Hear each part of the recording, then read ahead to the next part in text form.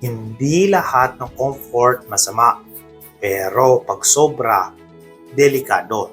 At kadalasan hindi mo napapansin hanggat late na. Ano nga ba talaga ang comfort? Comfort is when alam mo na ang gagawin, walang risk, walang kaba, at walang bagong challenge. Comfort feels safe. Pero safe from what?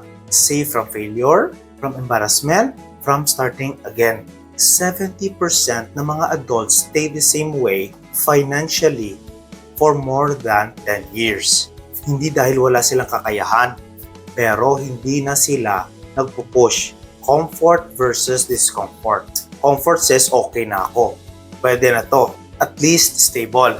Yung discomfort naman, meron pa akong kayang gawin. Simulan ko kahit hindi sigurado. Comfort protects your ego. Discomfort builds your future. Kaya karamihan pinipili yung comfort kasi mahirap yung growth.